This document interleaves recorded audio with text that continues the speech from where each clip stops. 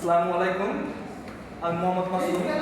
আমি আপনাদের সামনে বর্ণনা করব ডেবিট ক্রেডিট কি এবং ডেবিট ক্রেডিট চেনার উপায়। ডেবিট ক্রেডিট কি? ডেবিট হিসাবের বাম পক্ষকে ডেবিট বলে, আর ক্রেডিট হিসাবের ডান পক্ষকে ক্রেডিট বলে। ডেবিট ক্রেডিট চেনার উপায়: সম্পদ ব্যয় আয় দায় চিনতে পারলে ডেবিট ক্রেডিট কেটে যায়। সম্পদ এবং ব্যয় বৃদ্ধি পেলে ডেবিট, আয় দায় মালিকানা সত্ত্ব বৃদ্ধি পেলে ক্রেডিট। এখন সম্পদ, এতে এ সমান এল প্লাস ও ই, এতে এসেট,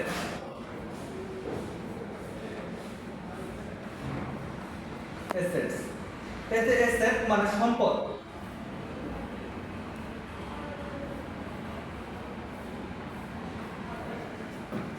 এলতে লাইবিলিটিস,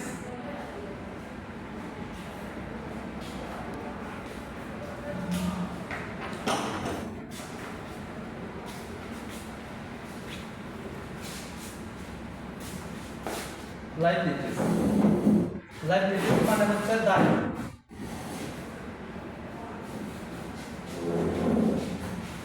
পরিতে হচ্ছে অনার্স ইকুইটি।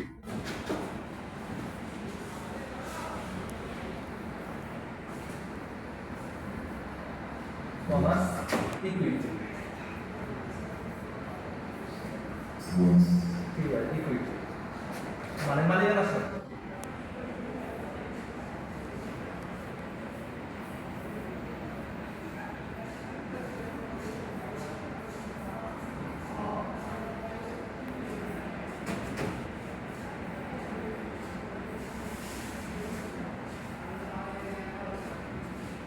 মালিকানা সত্ত্ব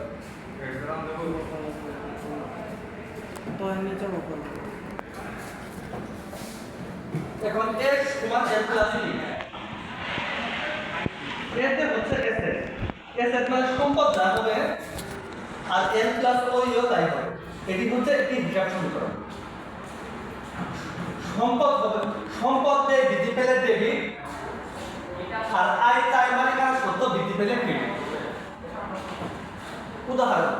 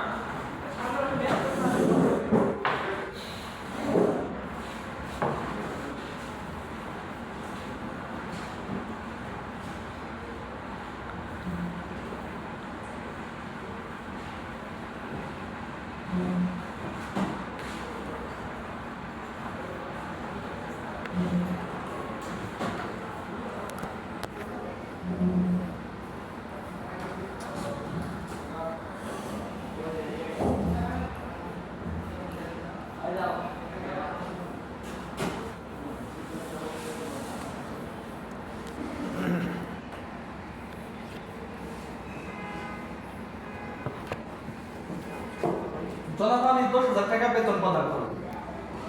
জনাব আমি বেতন প্রদান করায় 10,000 টাকা ব্যবসা থেকে চলে গেছে, তা চলে যায় যাবে যা হবে। বেতন হিসাব ডেবিট,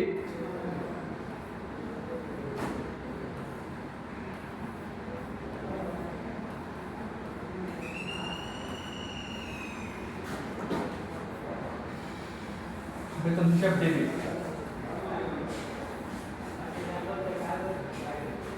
10,000,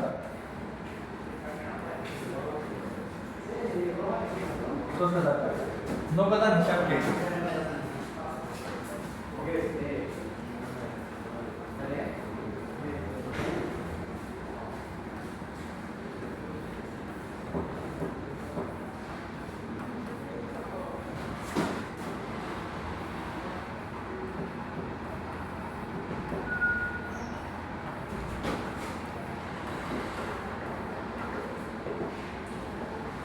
জনাব আমি 10,000 টাকা বেতন প্রদান করবেন।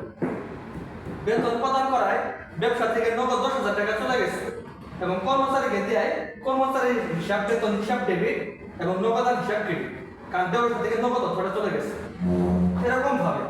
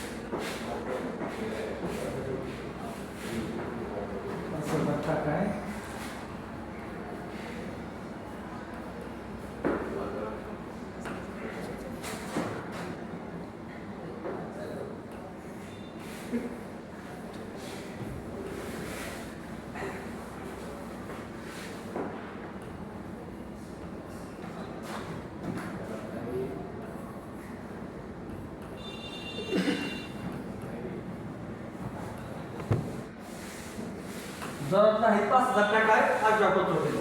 5,000 টাকায় আসবাবপত্র কিনায় তার নগদ সম্পদ এ হ্রাস পেয়েছে এবং আসবাবপত্র নামক সম্পদ জিনিসপত্র এ বৃদ্ধি পেয়েছে। একদিকে সম্পদ কমছে, আরেকদিকে বাড়ছে। এটা যাবে না হবে আসবাবপত্র হিসাব ডেবিট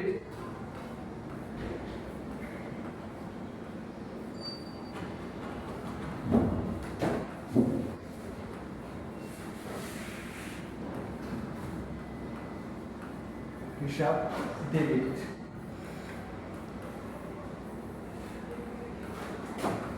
৳5,000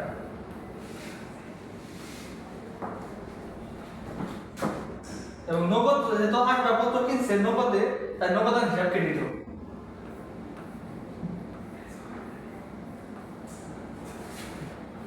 নগদান হিসাব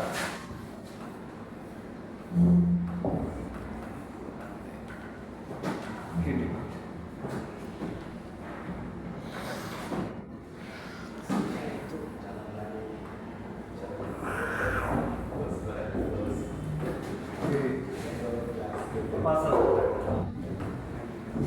এখন এগুলো ডেবিট ক্রেডিট নির্ণয়ের জন্য আমাদের চিন্তা হবে সম্পদ, দায় এবং মালিকানার সত্ত্ব। যদি সম্পদ, দায় এবং মালিকানার সত্ত্ব না চিনতে পারি তাহলে আমরা ডেবিট ক্রেডিট নির্ণয় করতে পারবো। আসবাবপত্র এটি এক ধরনের সম্পদ, এটি একটি প্রতিষ্ঠানের সম্পদ। নগদানও এটি একটি সম্পদ। নগদে আসবাবপত্র কিনায় আসবাবপত্র নামক সম্পদ এ বৃদ্ধি পেয়েছে এবং নগদ অর্থ এ হ্রাস পেয়েছে। তাই আমাদের ডেবিট ক্রেডিট নির্ণয় করতে গেলে সম্পদ, দায়, মালিকানার সত্ত্ব চিনতে হবে।